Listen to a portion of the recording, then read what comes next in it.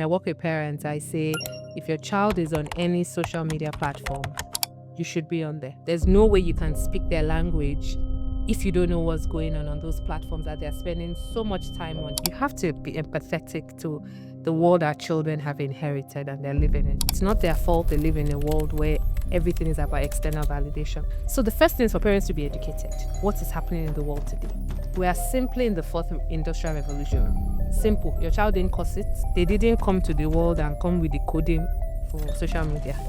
A lot of the issues with excessive screen time is the junk that people are consuming. So a child who spends an hour online every day watching short form content, just watching that consistently, that is what the problem is. But if people are able to recognize that, all right, it's not all screen time that are bad, what can we do as a family? The benefit to my parenting as well has been that I've probably at this point talked to thousands of parents. You see patterns, you start to see commonalities. Yes, no children are the same, no family is the same, no parents are the same. However, there are certain things that fall into buckets. If you do this like this over time, this is the result you're likely to get. Firstly, welcome, Yetty. I'm glad that we're finally here. It's been long coming. Really, who is Yetty Williams? Let's start with that. So Yetty is very curious. I think growing up, I always used to be that kid that would ask questions. As a middle kid, it was always, why can't you just sit down? Why can't You're you supposed to toe the line. just follow your older brother now? He doesn't ask so many questions. Your sister doesn't. But when sometimes you look at something that you didn't recognize was a strength, and then later on you look back, they always say 2020 is hindsight is It's 2020.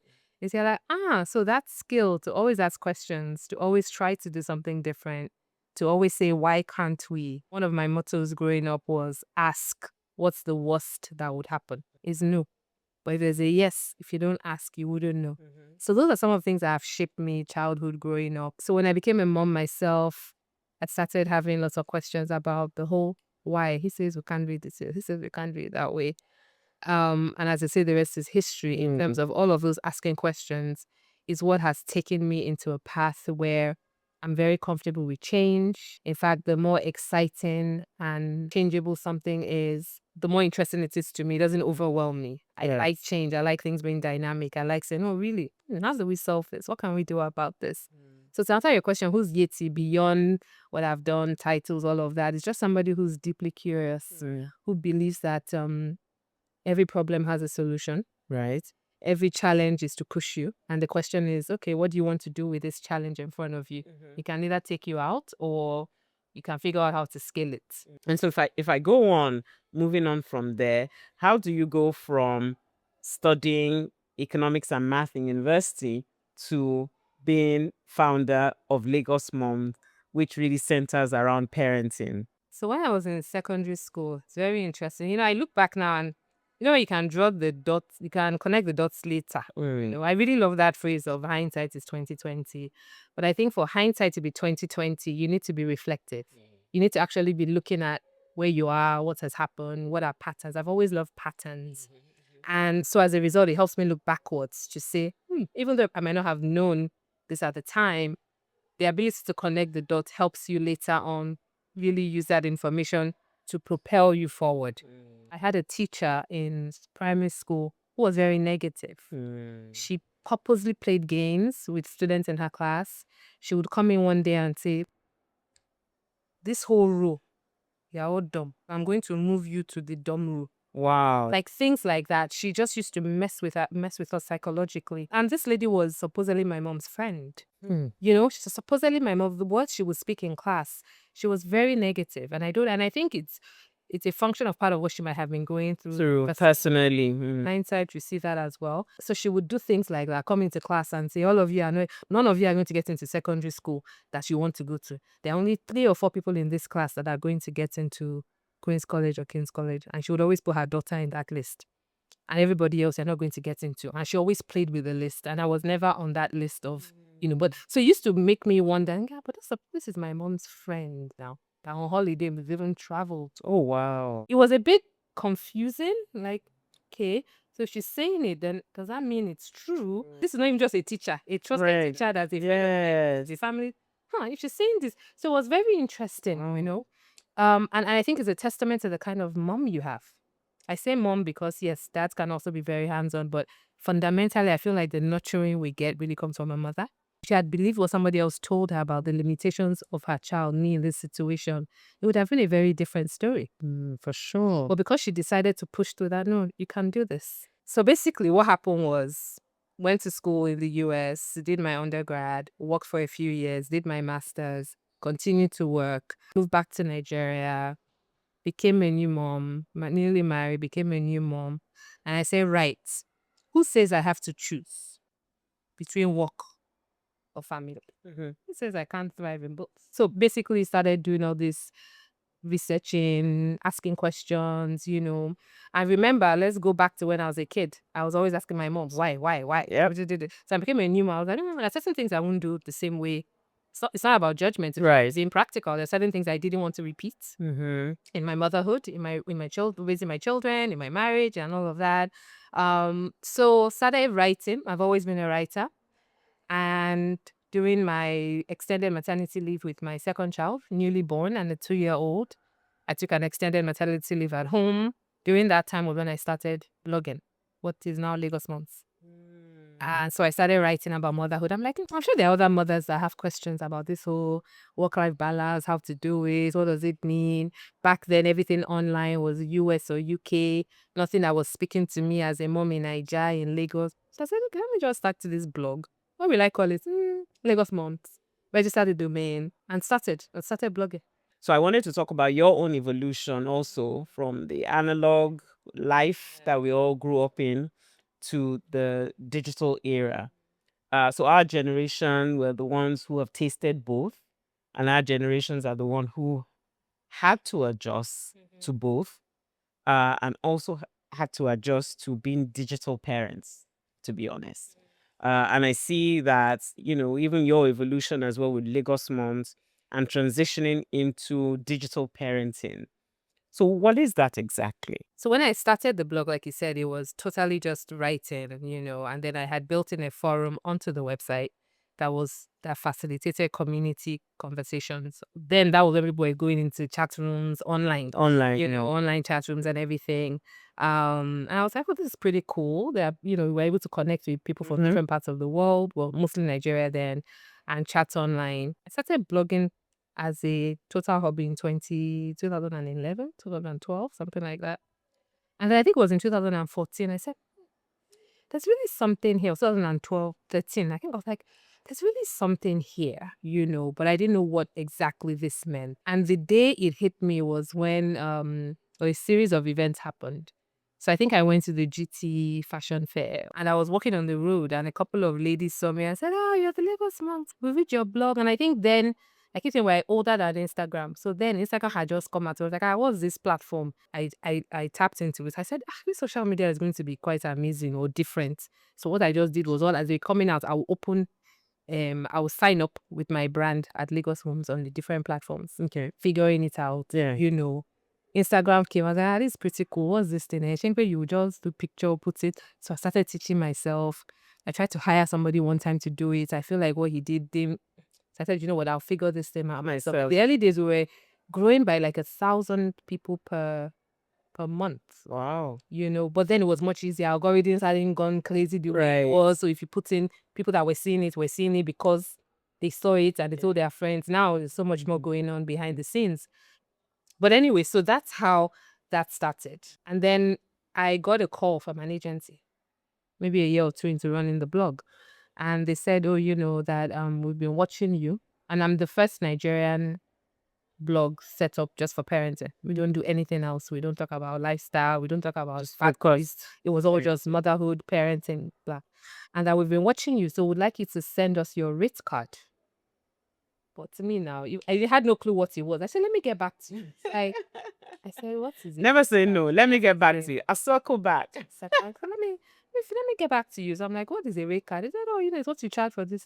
That's when I learned what blogging was really. That's when I learned what an influencer was. I was like, there's something like that. And a long story. Monetize. Yeah. When I started, it was really, I was in 9-to-5 jobs. This was just a side project, hobby.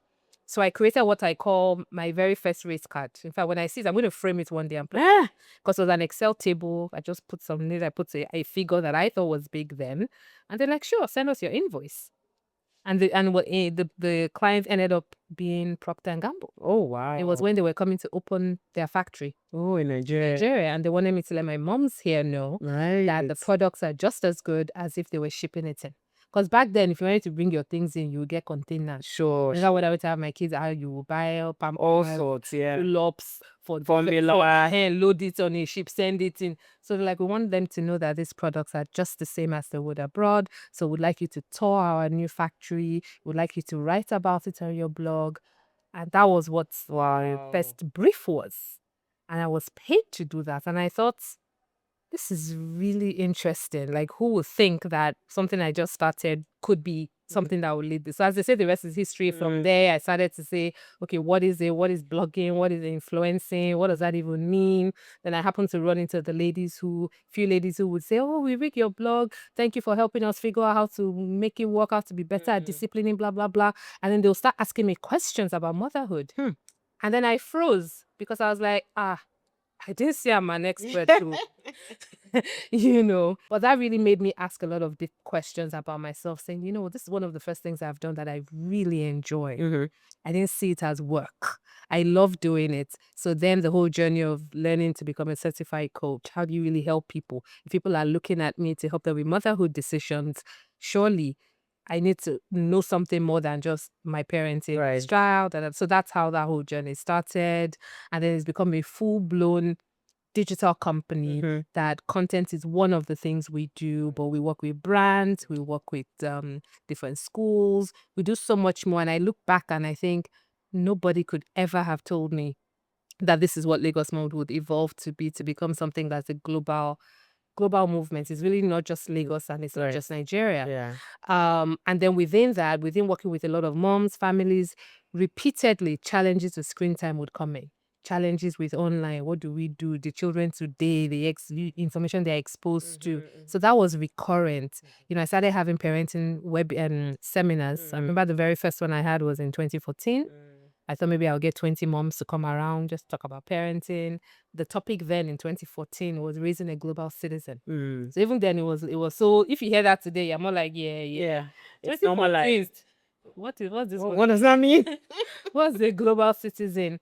So I'm painting the picture because all of these were just, it wasn't like there was a formula I downloaded and said, a strategy, and it was what I'm working towards. I'm also a strong person of faith. So with prayer, sometimes I say God is my CEO and I'm the COO to implement what CEO has said we should do. Sure. So then I evolve, blah, blah, blah. And now a lot of my work is really focused on raising children in the digital age because it requires a whole different strategy. Exactly. It's not how we were raised. That world doesn't exist. The world that's coming, we don't fully know. Just 2 years ago, we didn't even have ChatGPT. All I've done along my life had always been innovation, solving problems. So seeing this now that everybody is struggling, and we also, I struggle still. But the point is that building block of saying we can make this work and we can help parents who are all analog minded. Gen Z and below are the ones that are fully digital. All of us before them were analog and digital, and that has what has caused a lot of the tension in most families. It's just if you didn't grow up with it, you really don't know. You can't empathize with the kids. And a lot of the parents are playing catch up. So I wanted to talk about community because you've spoken about the importance of community. But in the world where, everything is remote, and you talk about this digital village and this e-village. What does digital village look like today?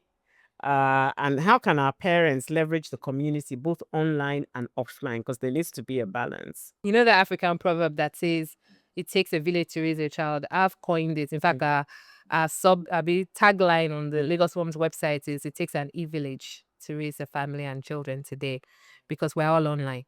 And in the physical, you expected your neighbors to be part of raising your child. For sure. You expected family, friends to be part of the raising job. Nobody did it alone. And if somebody was to see a child that's not even their own playing dangerously on the streets, you expect a responsible adult to be able to say, hey, stop that. Or don't play on the road, a car is coming.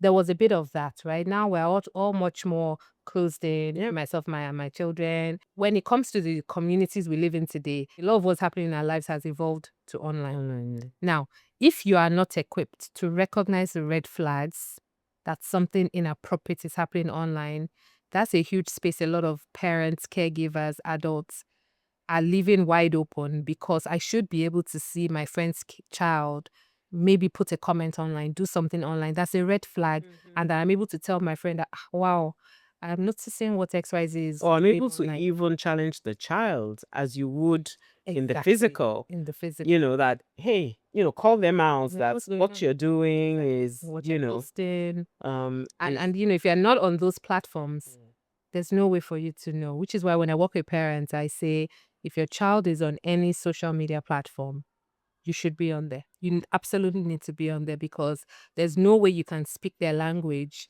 if you don't know what's going on those platforms that they're spending so much time on. It's not about being a stalker. It's not about being or a monetary spirit. but it's about understanding. And so for me, my parenting coaching service practice, what I talk about, how I help parents be more intentional, is to recognize that our lives have changed. Digital has changed so much. It's not good or bad. It's good and bad. The question is, how are you ensuring that the things you are doing are positioning yourself not to be a dinosaur? Right. Because if you're a dinosaur, your children won't even come to you and ask you questions about what's affecting them on. Because you're not really aware of what they're going through or what is, their own norm in the digital world, actually. So you yourself need to be educated and schooled. It's no longer okay to be ignorant, and say, I don't really know about that kind of thing. It's not really my thing. All this tech thing is all just too much. So it's with that I'll ask you that, what is a digital risk that most parents overlook? Right now, one that doesn't make the headlines, but shapes our children's thinking or habits in the long term. I think it's a mindset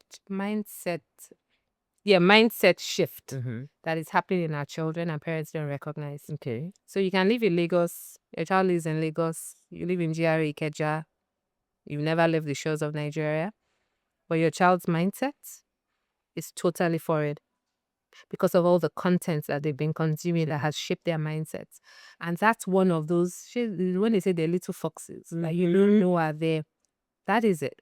It's when you don't recognize that your child's view of the world has evolved so much because of the exposure and the access they have to billions of people's perspectives. The algorithms are shaping our mindsets because it's feeding you more of what you seem to interact with. So it's like echo chambers. If all I'm seeing is this kind of content consistently, it starts to shape my mind. And children, we all know now that the prefrontal cortex doesn't fully develop till 25. And that's the part responsible for making logical decisions, being able to think through what you're doing. So if during 0 to 25, and the average child today starts to consume content online as young as 5. Can I even say earlier, but let's just say 5. Yeah. So you're being shaped for 20 years potentially by content that's unfiltered online. And your mom and dad are not talking about it because they're still saying, did you greet auntie? Did you kneel down when auntie came? Did you just say... And that's feeding into the tension at home and the seeming rebellion between parents and children. Because like you said, we're all in this Lagos together. We're all in this house together. But what I'm telling you from even a cultural perspective, tradition, identity, this child is just looking at you as if, I don't even know what you're talking about. They're just waiting for you to finish talking so they can go back to what they really want to do online. Yeah. So the disconnect is happening. It is real. It is live. And the lives are just being constantly separated like this. And families are breaking down. What can parents do?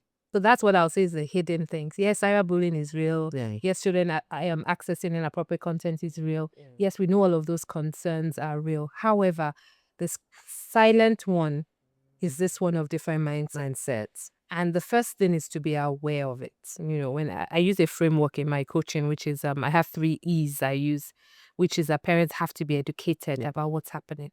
If you're not aware, leave judgment, leave emotions. It's not about what you wish. You're not raising children in a world you wish for. You're raising them in the world that is. Right. that they didn't create. You gave birth to them into this world. So first of all, let's stop all those lines of how Gen Z, Isha, how these children of nowadays.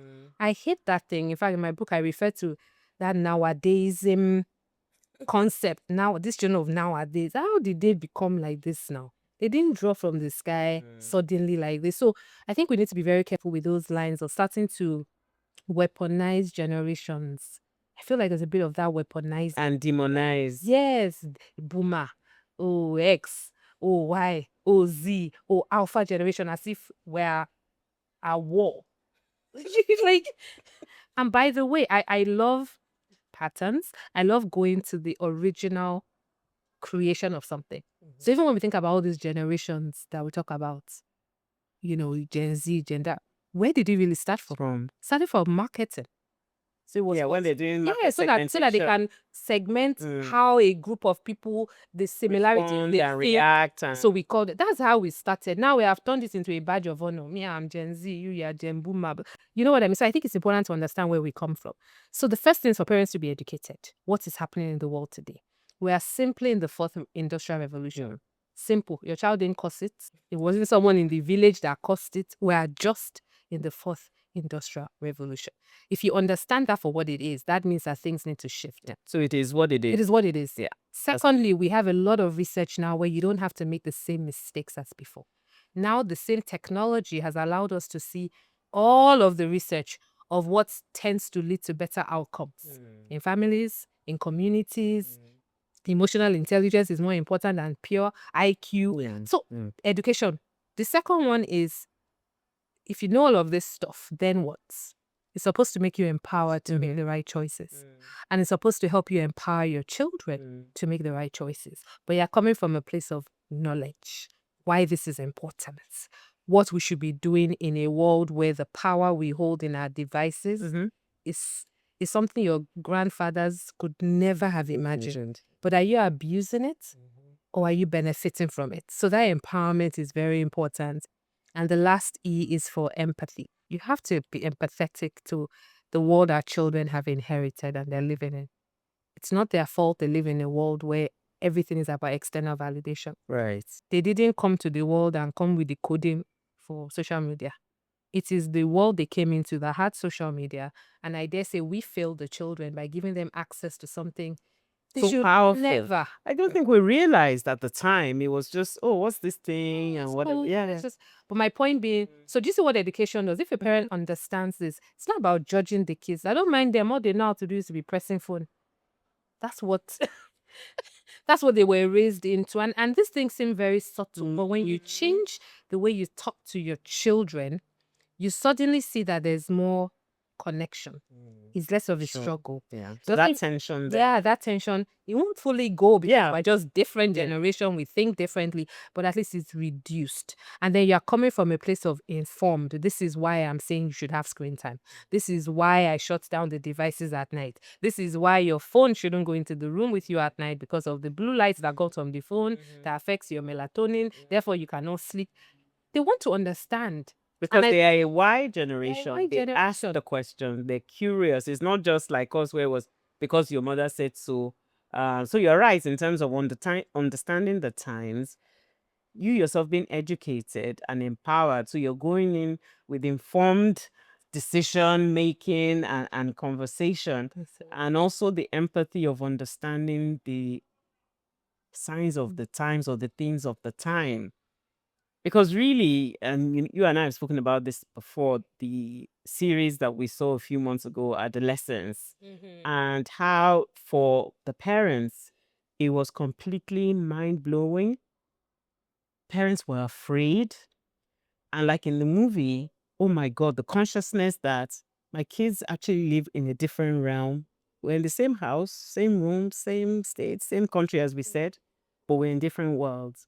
And I feel that movie, or I hope, was not just a hype and we talked about it and it died away.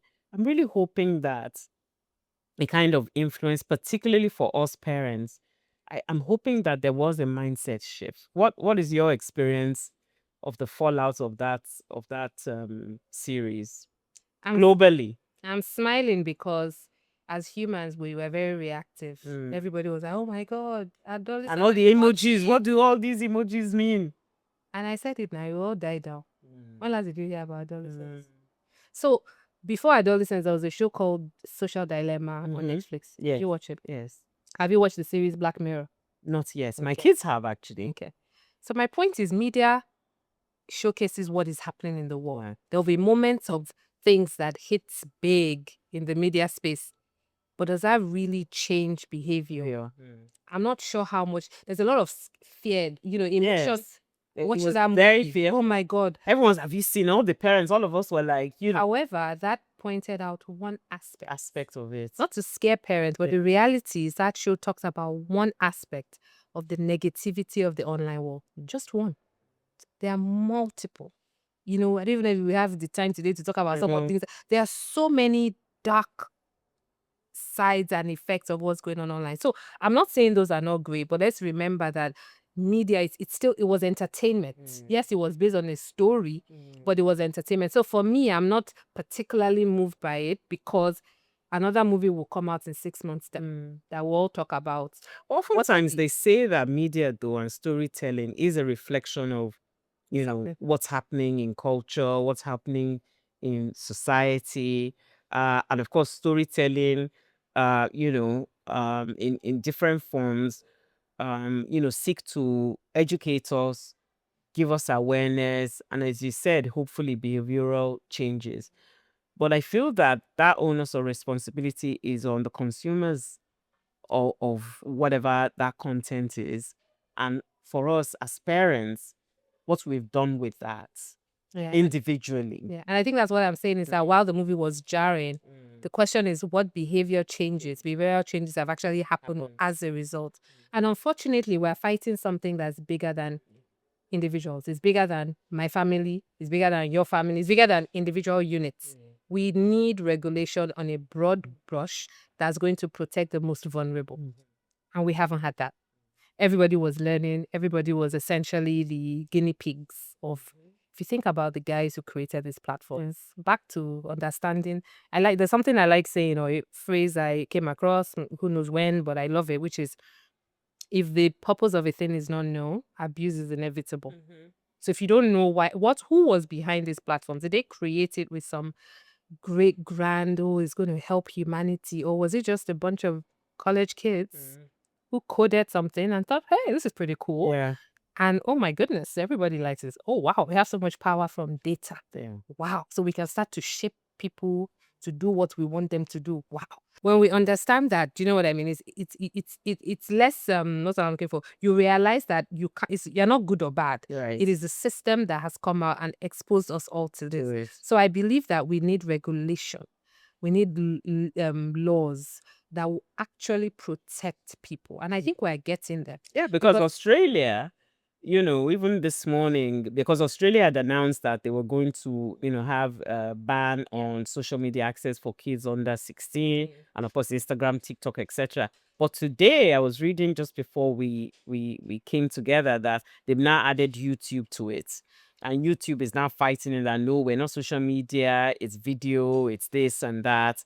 And countries like Norway and countries like UK are also looking at, regulation to that effect. My question, Yeti, is that how is that enforceable when every child has a smartphone? How is it enforceable? You're right. Then it needs to be regulated, and there is an aspect of it that can be regulated.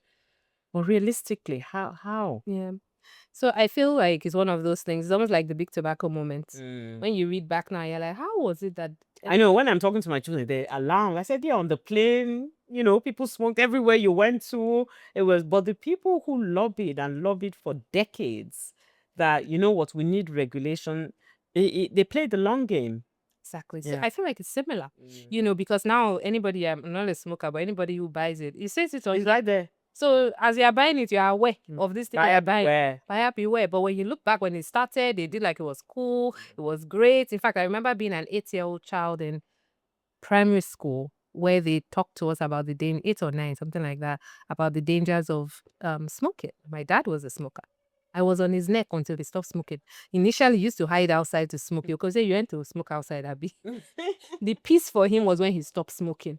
But my point is, I look at how old I am now. That was when I was about 9. And so things evolve. And I think as humanity, we need to recognize that we make mistakes. When cars first came out, there were no seatbelts. Right. So after a lot of People unfortunate fatalities, they were like, God, we need to do something about it. So that's where we are with technology. At least we're even at a time now where some countries are trying to do something. They are trying to ban it. Unfortunately, they're giving so much power to the tech companies that now they're trying to their revenue model is based on this free access they have. So there's going to have to be a lot of tussle back and forth. But I think what this is doing is at least is indicating to parents who before were like ostriches. Yes. So why some parents say, "Hello, hi, they are ostrich." They will just say, "Yeah."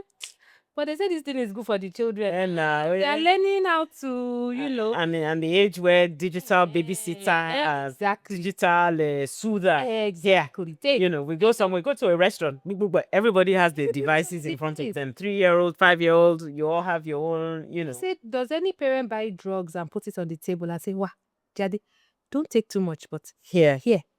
That is the same effect excessive screen time has on everybody. It's the dopamine. The dopamine. So you start to seek more and more and more. So if you form a child to become a digital junkie from a 2, young 3 age, years, because you are always giving them a digital babysitter, who is at fault when that child at 5 doesn't have the number of words they should have because they've just been consuming passively? Or is even throwing a tantrum taking their device away, and they can't function without. It's a withdrawal. That tantrum is withdrawal from, you've taken my high. So back to what I said about the 3 E's. Is education. When you're educated about, right, this is why I have to do the hard work now to avoid my child becoming a digital junkie. It's not for anybody. It's not whether I'm cool or not. It is for this child's benefit. And research, fMRI now shows that we have very fancy technology that's able to do scanning. They are seeing the parts of the brain. Yes. They're seeing what's happening with gray matter. It's real. So it's whether or not you want to choose to still be. It's a medical condition. Yes, maybe the DSM-5 whatever hasn't fully updated to call it. But a lot of these things, when you understand. Sometimes my husband jokes and says, even me, I know if I took this way I study for this information I like now, if I did it in school, maybe I would be a 4.0. Okay, so what's one practical habits that families can adopt today to shift the digital culture in their home from being reactive to being more intentional? So we talked about the problems and fears. What can we, what are some habits that we can start doing that's practical, that's easy enough to do? So like I said, first of it is the awareness. It's the same way now. I tell some parents, you wouldn't give your child jam donuts first thing in the morning and give it to them again for lunch and give it to them for dinner and say, but it's food. It's not food. It's junk, right? Yes, you can have some pastries, but it's not your main meal. It's the same thing with how all screen time is not created the same, right? So it's not a blanket, screens are bad, so I'm breaking and locking up every device in my house. No, it's about being practical. First of all, look at your family unit. How old are your children? A lot of the recommendations now are if your child is 2 years old and younger, no screen time. And if they're going to be on screen, it should be screens like a video call. So they're communicating with somebody. A lot of the issues with excessive screen time is the junk that people are consuming. So a child who spends an hour online every day watching short form content. So short form content are the ones that are literally seconds, right? 1 minute and less. And they are just talking consistent. You're just watching that consistently. That is what the problem is, right? But if people are able to recognize that, all right, it's not all screen time that are bad. What can we do as a family? The first thing in the morning should be screen free. When everybody wakes up, screen free. So don't start using your phone first thing in the morning, because usually that primes you for needing more of that content. You're driving to school and it's a 1 hour traffic. What is your child doing during that time? Are they consuming short form content, or are they reading a book? Are they listening to music? So those are practical things you can do. In the house, you need to have times, what I call digital sunsets. When are all devices going to shut down? We all humans haven't changed to the point that we don't need to have good quality sleep. But good quality sleep is being affected when you are using your phone late at night. The blue light from the phone doesn't doesn't help you release the hormones that you need to get ready to go to bed. So ideally, an hour before bedtime, everybody's phone should be shut down. No, in fact, not phone, screen, whether it's television, whether it's tablets. Because somebody was asking me the other day that, oh, it's television screens. I said, is it behind the screen? Then it's a screen. Let's not make one screen better than the other, right? So have times that it shuts down. And then finally, I think as families, we got to bring the connection back. We're losing connection. People are sitting at the table, but everybody is lost in their digital world. That's not connection. So as a family, can you say, all right, you know what? 1 meal a day, we're going to do it as a family, and we're going to put all the screens off, including mom and dad. Hello, hi, including mommy and daddy. You can't say, children, drop your phone, but then when you're eating, no, now. So everybody drop the phone. It doesn't have to be very long, but you make eye contact. And your child is telling you something from looking at their body language. You can say, they say, oh, school was great, but really, their body language is saying otherwise. Yeah, If you're behind the screen, you would have missed that. for sure. So you suddenly, you're like, oh, really? So what was great about school today? So those are the 3 things I'll say. Don't start your day with screen. Have bedtime, have a, what they call bedtime, bedtime hygiene. Turn your phones off, leave it outside your room. People then, it's funny how people become so dependent on things that we don't have to be. But you see some parents say, but why would my child wake up now? I'll be like, I have a solution for you. Buy a traditional Clock. Chase, wake up. You don't need a phone. So let's be practical. No phones at night. And then lastly, find areas in your home that are digital free zones. That could be your dinner table. And that's for everybody. Initially, it might be a struggle, but everybody will benefit from having times when you don't use your screens. So those are just some practical tips that every family can pick one of those 3 and say, even if this is what I just start, that is something. Fantastic. I think those are practical tips for all of us, actually. It's not just for the children, as you said. It's a family thing. We've spoken about you being a mom, founder, author. And please remind us of your book again. Yes. So the book is called Digital Savvy Parenting, What the World Urgently Needs. Yeah. You introduced the concept of parents, is it archetypes? Oh, digital parenting. Yeah, Yes. digital parenting archetypes. Which one do you most relate to? Maybe tell us what they are first, and then which one do you most relate to? So I came up with these myself, and this was based on, I say the benefit to my parenting as well has been that I've probably at this point talked to thousands of parents. You see patterns, you start to see commonalities. Yes, no children are the same, no family is the same, no parents are the same. However, there are certain things that fall into buckets. If you do this like this over time, this is the result you're likely to get, right? So there are 4 types. The first one is the avoidance. So the parent that just avoids, they're like, I don't get this stuff. Leave me out of it. And then, hope is their strategy. They just hope for the best. Well, hope is not a strategy. I just, what can I do? So avoidance is the first one, which obviously the downsides, you don't even have to point them out. They're huge because you essentially leave children to figure it out, and no child can figure this stuff out by themselves. The second one is the dependent. So that's the one that they themselves are so dependent on screens. They can't, this thing we're saying is triggering them because they're thinking, why are you shouting on top of my head? Like, why are you spotlighting my, so they themselves are so dependent. They're always on devices. They're always on social media. They're the ones that force feed the children a digital diet. The child is bored, take the tablet. Yes, because I need to focus on my own consumption. So so that's the dependent one. The third one is complacent, which is, I kind of know I should do something, but I don't really know where to start. And because they are overwhelmed, then they don't really do anything. Yeah. So they're actually more inconsistent than their avoidance. Avoidance just avoids. Yeah. Doesn't talk about it. It's on this Complacent. side, that's where I am. They know they should. So every now and then they can just wake up and shout. They're always just pressing your phone, but then they don't do anything. So those are the complacent ones. They kind of know they should, but and the fourth and best one, and the only one I think we should all be working towards, is the innovative. That's the one that knows, all right, tech is here. We're in the 4th industrial revolution. Some say we're in the 5th now. Who knows? With AI. Tech is here for good. What are we going to do about it? How are we going to use it positively? How do I help my child be a responsible user of digital technologies? And that is where parents are still the most influential influencers, because the things you do at home can shape your child's view of how they are positive, resilient consumers of technology, or they are passive consumers that just takes them down the rabbit hole or to nowhere. Exactly. And I think for me, a follow up to that is, of course, we can't, have this discussion without bringing AI into it, and the pros and cons and the alarmists and the, even on the church level, it's permeating all culture and society. Um, so AI for kids, again, to me, it's that digital literacy, you know. So as we've talked about online and we've talked about, being literate digitally, I feel that AI literacy is very important. And of course, I'm going to say that by virtue of the work that we do, it's inevitable, just as I feel, digital has been, because we're talking about it in all aspects of our life. It's not really new, to be honest. I think it was when generative AI came out that kind of, shifts and shift everybody's mindset and brought that awareness. But AI literacy for kids. Yeah, it's a must. Yeah, they're using it. It's not about will you, it is when you use it. These are the things to consider. This is how to stay safe. This is how to protect personal information. This is why you shouldn't put certain things there. By the way, did you know it can hallucinate? And you know that those are the conversations you need to be having with your children. When ChatGPT came out, I'm the first one to mention it to my children. Guys, have you heard about it?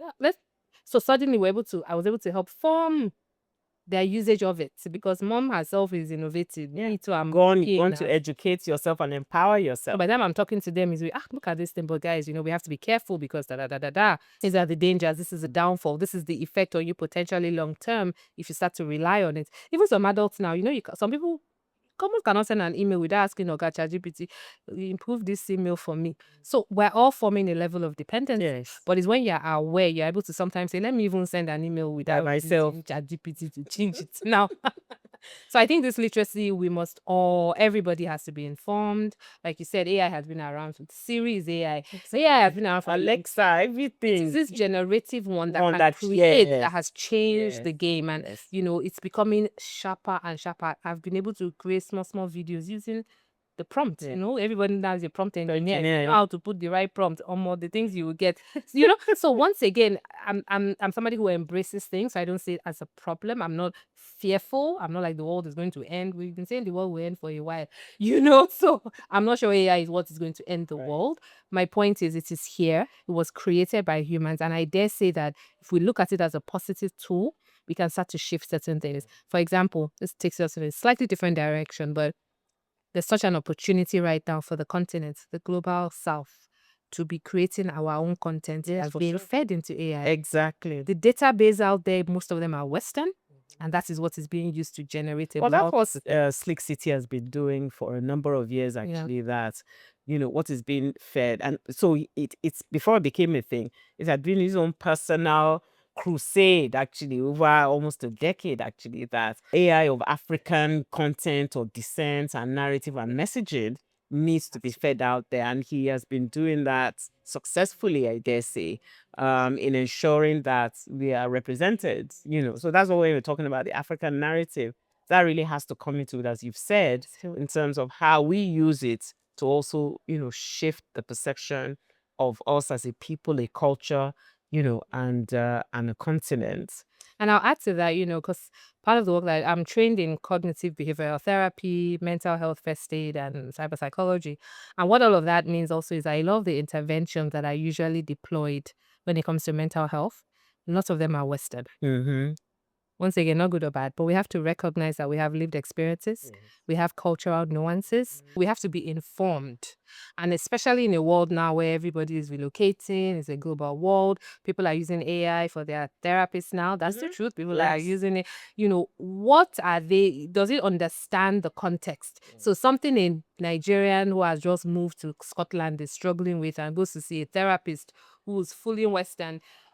They might say, that's toxic, man. You got to move away from home. But that's but it's true, though. But the truth is, actually, in our context, that is not toxic.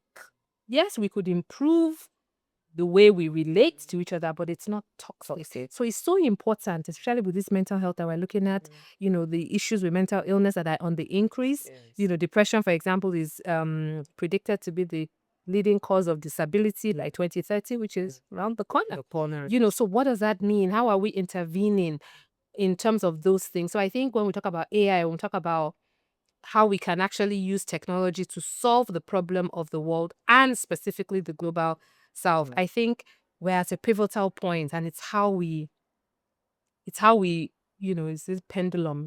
Right. How do we shift it can make all the difference. I think that's so important. I think, as I said to you earlier, I think we are at a pivotal point, as a people actually, to really decide how that pendulum is swinging. And I feel that, that narrative, African narrative, I think, the power is in our hands to deploy it across board.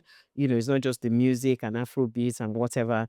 And I think, storytelling and cinema is a powerful tool to do that. And that's already starting. And it doesn't have to be the big movie blockbusters. It could be people like you and I in terms of, the content that we're putting out there, the perspective and the African narrative. And as you said, understanding. So even something like this that we're doing is not just for consumption for our people. If anything, is also to educate and empower those outside our continent or outside our culture. So as we round up, I wanted to ask you, with all these things, founder, author, mentor, how do you avoid burnout? In coping and juggling all these balls. I know, as you said, you're a person of faith, as I am. We've had several conversations around that. How do you infuse rest and wellness into your being and in your mindset? So I've learned to embrace saying no without guilt. Mm-hmm. Because so many of us will say no, that you're feeling guilty. They will think I didn't really want. Oh, how would they be feeling? So now, I have something called an abundant framework, because I love working with women, I love working with families, and I love the intersection of technology, making our lives better. So from my coaching perspective, I look at it's very human centered. So somebody doesn't come in front of me and say I'm struggling with work, but then we don't talk about the family side or the person. We're not we're not one dimensional, we're multidimensional. So every human has multiple things that are playing a part into how how their lived experiences are unfolding. So with that, one of the things I've really learned is that women struggle a lot with saying no. They struggle a lot with not being everything for everybody. So getting comfortable with saying no, because if I say yes to everything, then I'm forced to say no to the things that I don't want to say no to. The ability to pause and before I say yes, that's been a big thing I've learned. It's very easy for me to say yes and then be like, what's that yes I said? Actually, You now feel obligated to, and guilt because you maybe responded in haste. So I think that's one big thing I've learned, is pausing before I say yes. That act in itself has been life-changing. I don't rush my yeses. I don't even rush my no's. I take time. I'm like, let me get back to you. Just being able to say, let me get back to you, gives me time to go and think, does this fit my season? Does it fit what I'm trying to do right now? Is this going to take me off? So that's number one. Number two is, I've started reconnecting with the young Yeti. So there's something called reparenting yourself. Right. Which is, we all have that child. Yes, we might be tall and we've put on weight and we have some Michelin tire around our middle. But fundamentally, that young person is still there. And taking time to do that. So in fact, my wallpaper, my wallpaper on my phone, it's my baby picture. It seems so small, but it's like looking at my young Yeti, see how far we've come. Hey, what's up? So just being a child. I think allowing myself to be a child. I laugh, I do things that make me have fun. And I try to, I'm Silly again. Yeah, sorry? Be silly again once in a while. It's okay. I said we shouldn't. Okay. So I think letting your hair down truly, not feeling you have to earn it. I think sometimes there's this idea of, I want to seem indulgent. If I just say today, I don't feel like showering. It's a pajama day. Be a PJ day. I feel like going for a massage today. Build those things, and I want to hang out with my friends. I'm so much more intentional with things like that, because the work that I do is what I'm passionate about. So if I'm not careful, I don't see it as work. It becomes a burden. Then I'm constantly working. And in fact, the first time it hit me about, I have a supervisor. So I became a certified coach with the EMCC. And what that means is you have to have a supervisor. Okay. So you have an oga. Can't just say I'm a coach and that's it. Yeah. Somebody once a quarter, You are feeding back to somebody what you've done, what you've learned, what frameworks are you using, what have you learned from your coaching practices. So it helps you grow. And she was the one that helped me recognize, I think it was 3 summers ago, and I was traveling for the summer. So I was trying to put in our session to be during the summer. She said, wait, didn't you say you are traveling for the summer? I don't understand. Why are you putting a session? And she's German. So in fact, very direct. so in fact, that took us a while to understand each other. You know? She's like, so why you put it? I don't understand. Aren't you going on holiday? In fact, when you go on holiday, do you take time off and put out of calendar, out of office? I said, actually, no. So she's the one that forced me. She's like, no, put out of office, shut down. Even though you loved it, so you don't feel it's work, it is work. You need to relax. You need to recharge. So I've been very intentional. And that's what I'm saying 3 years ago. It's relatively recent. Right. So all those little things have helped. Yeah. That's how I relax. Fantastic. I think that's great. That intentionality is a must actually, and that consciousness and self-reflection. I really love that. Thank you so much, Yetty. I wish we could. In fact, when we talked about this, we said, we may have to do part 2, part 3, part 4. Yeah. So thank you for the nuggets. Thank you for inspiring and giving us permission to be kids again. I love that idea of having your baby picture. And I wanted to plug my book actually. Please do. So that book is 10 years worth of work, of research, of real life coaching, of actual obviously it's not that I have coaching examples in there because privacy, but the point being that lots of patterns, lots of things that can be red flags that sometimes parents miss. So while I highlight what the challenges are of the digital age, what I've also done with that book is I've essentially invited myself into your homes and I'm your digital parenting coach, because at the end of every chapter, I have coaching prompts in there that will force you to ask yourself deep questions about where you are on what you've just read, so that you can actually implement. There's no point in my practicalize it. If I tell you all the problems, this is bad, this is a problem, okay, then what? Versus, okay, I've understood why this is a problem. I understand the context of why this could be good or bad. Now, these are some things I can practically do in my home and in my family to start to make a change. And if you're already doing it, fantastic. Do more of it. So reinforce. Yeah. So one of the feedback I've gotten is a lot of couples are reading the book slowly together. They read a chapter, they discuss it, they look at the coaching prompts. They're like, okay, what do we need to tweak in our family? What are we already doing right? Wonderful. Yeah. What do we need to maybe refine? The gap. And guess what? That refinement happens as your child gets older. What you will do for your 15-year-old is different from what you will do for your 10-year-old. What you do for your strong-willed 13-year-old is different from the 13-year-old who's just like, okay, mom, if you say so. So all of those things are dynamics. And lastly, you need to know your style, your parenting style, and your child's love language. But because without that, I think of things in diagrams. It's like a Venn diagram. Yeah. Without that intersection of my child's love language is words of affirmation, for example. So if I'm talking to this child and I use harsh words, I'm damaging that child in a way that I might not recognize. Some children, you spank them, it will mean nothing. Some is the words speak that, and oh my God, I've seen some children that they've become no self-esteem because of words. So parents need to be very aware of that and use all of that as you cook this soup of digital world we live in. All of these are elements. So what's the name of the book and where can we get it? So Digital Savvy Parenting, which means as a parent, you have to be digitally savvy. Yeah. And then the subtitle is What the World Urgently Needs. That's literally what we need, is parents who are aware. You can find it on Amazon. It's available on Amazon. And for the Nigerian market, it's available on Selar, SELAR. But the probably easiest thing is to go into my bio on Instagram, and then the link is there for them, and which is at LagosMums or at Yetty Williams. Brilliant. Thank you so much. And so that brings us to the end of this episode with Reframe with Jadesola. See you the next episode. Thank you.